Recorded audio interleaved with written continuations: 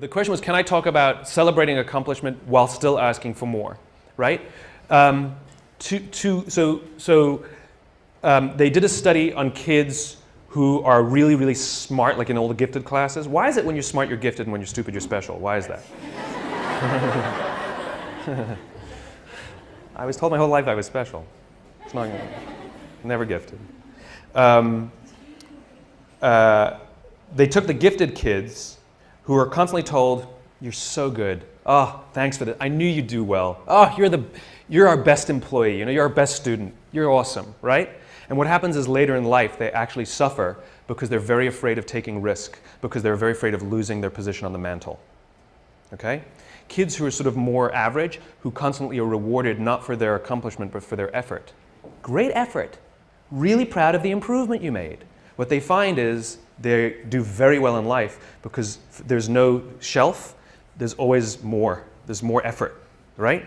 And so you want to reward and acknowledge effort, even if they don't hit the goal. It's the delta. But at the same time, if it goes backwards, you'd be like, dude, what's going on? Like we shouldn't be giving ribbons for everyone who competes, right? Because what we're teaching people is, if you do nothing, you get a medal, right?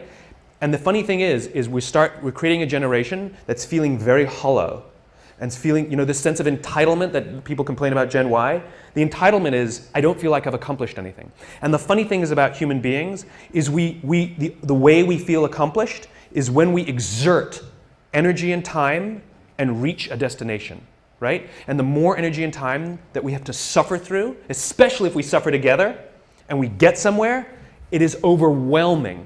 Think about the best jobs you've ever worked on. Was it the best design?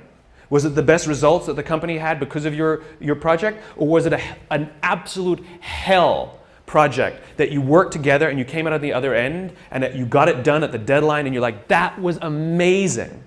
It was the hell projects.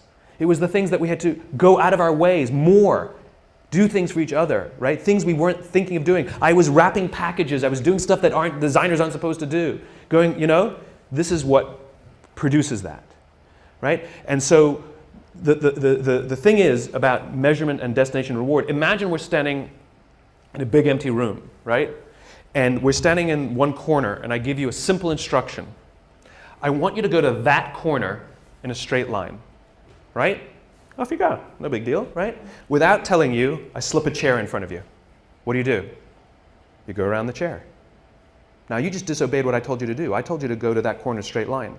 But this is the amazing things about human beings, which is when we're given a clear destination, we use our own creativity and our own sense of innovation and our own problem-solving abilities to overcome obstacles to get to the destination. In other words, the destination is more important than the route, right?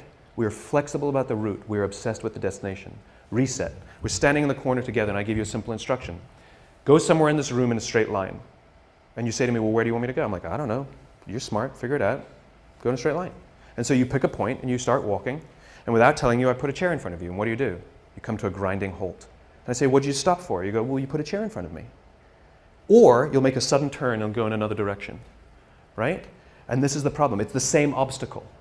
The difference is when you have a clear destination, the obstacles become easy to overcome. When you don't have a clear destination, you keep coming to a grinding halt. And what we do in our companies is we're counting the steps we're taking along the route, but we're never looking at the destination, right? So a company says, made $1 million this year, we were only planning on making 800,000. Like we took 10 steps, we're only planning on taking 8. Where are you going? No clue, right? We count the steps. And so the point is that people want to feel that the effort that they're exerting actually are moving somewhere.